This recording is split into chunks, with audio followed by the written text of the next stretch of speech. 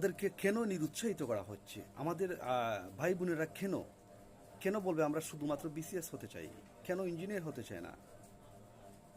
কেন আমাদেরকে নিরুৎসাহিত করা হচ্ছে? কিভাবে নিরুৎসাহিত করা হচ্ছে? স্থল প্রয়োজন দেওয়া হচ্ছে আমাদেরকে। আমরা কেন কেন ইরানিদের মতো হতে চাই না?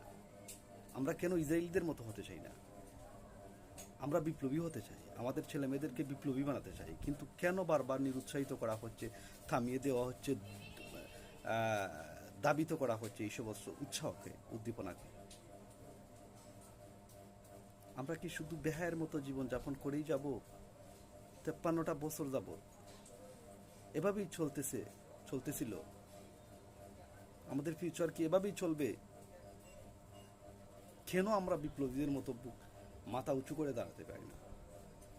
কেন আমাদের পরাধীনতা? আমরা কেন অন্য দেশের উপর নির্ভরশীল হয়ে জীবন জীবিকা নির্বাহ করব?